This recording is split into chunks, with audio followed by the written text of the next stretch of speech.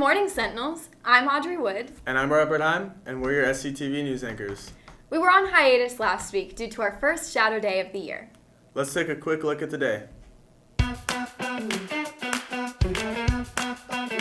Hey. Hi, welcome.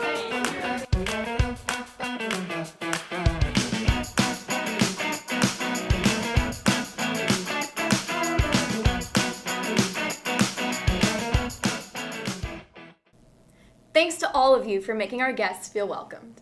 It's great to see all the future Sentinels. Can you believe that they're going to be in the class of 2026? Wow, once again, I feel old. Tell me about it. Sentinels, the Sentinel Ambassador Society hosted Family Bingo Night this past Saturday. Here are a few pictures from the event.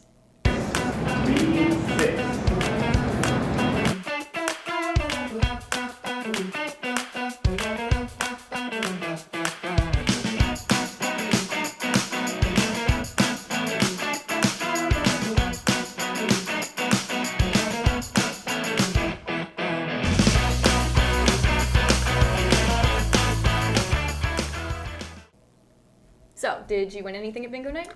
Sadly, no. Well, then I guess you'll have to come to our next Family Bingo Night, sponsored by the Irish Club. More details to come. Sentinels, we are starting a new series on SCTV. Each week we'll bring you a quick video of the house saint. This week we will be highlighting St. Anne. St. Anne is the mother of Mary and the grandmother of Jesus. She was born in Bethlehem. She and her husband, St. Joachim, were unable to have a child. St. Anne prayed to God and promised that if she could have a child, she would dedicate the child to the service of God. An angel appeared to her and her husband and told them that Anne would conceive a child. They named their daughter Miriam, or Mary as we know her. We celebrate the Feast of the Immaculate Conception on December 8th, marking when Mary was conceived without sin in her mother's womb. St. Anne is the patron saint of unmarried women, housewives, women in labor, grandmothers, childless people, equestrians, lace makers, miners, the poor, and seamstresses. Her feast day is July 26th. Now, let's take a look at this week's new teacher, Miss Garcia. A native of Arizona, Mrs. Nicole Garcia is excited to rejoin the teaching profession after taking a break from teaching after the birth of her children. Mrs. Garcia is a graduate of ASU with a degree in education. Mrs. Garcia is an active parishioner at St. Timothy Catholic Church, and she is active in their music ministry. So how does it feel to be back teaching again? It feels amazing. I have missed all of my students, my people. It just feels really, really good to be back together again. And what's your favorite joke? A Tostito comes up to an avocado. He's like, "Hey, are you free today?" And she says, "Am I free? Am I free? I'm sorry, I am a national treasure. Am I free?" "No, I'm not free. I'm always expensive." And he's like, "No, I just thought maybe I could take you for a bite to eat." And she's like, "Watch it, Tostito, watch it." And he's like, "No, I just thought maybe we could go bowling. We could go to the arcade. They've got the guacamole." And she's like, "Tostito, you have stolen my heart to the core."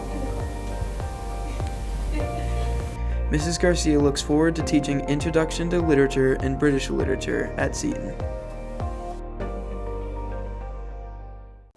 Nice to meet you, Mrs. Garcia. Sentinels, let's talk house points. Here are the standings.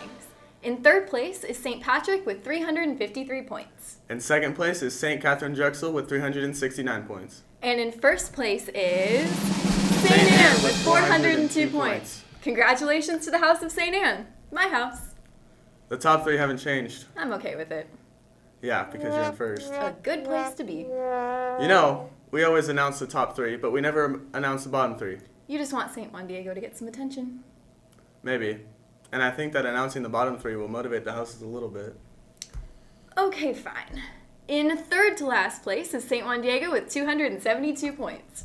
And second to last place is St. Thomas Aquinas with 258 points. And in last place is St. Sebastian with 232 points. Congratulations to the House of St. Sebastian, who needs to earn some more house points. The best way to earn house points is by wearing your house shirts every Tuesday. Very true. Next, we'd like to give a shout out to our varsity football team for an exciting 51-48 win over Benjamin Franklin 2 Fridays ago. Congratulations, Sentinels. The excitement continued after the game when Spiritline had an interesting night. You're on Spirit Line, right? Yeah, it was definitely interesting. Let's check in to see what happened after the game.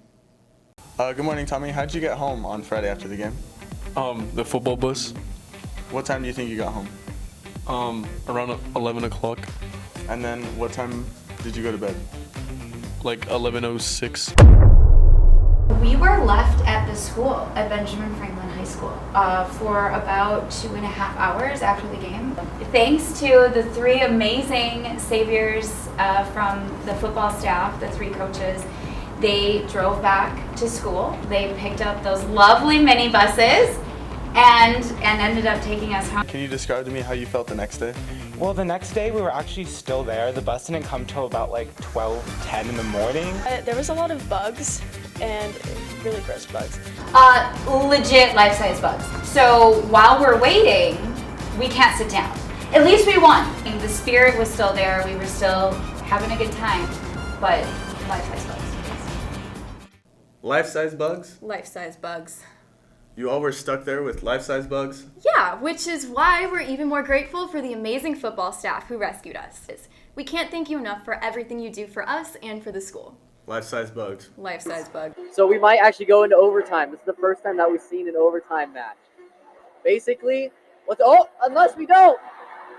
Zav scores the Seton last 2 seconds of the game. It's gonna end. There you go, Seton 3-1. Well, folks, thanks for watching this week's SCTV News. Remember, take pride in your school and help us fill the red zone at all our athletic events. And don't forget to subscribe to our SCTV YouTube channel and follow at SCP_house on Instagram. See you next week, Sentinels.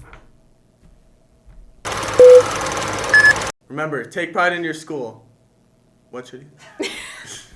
We can add that. Subscribe. Okay. What should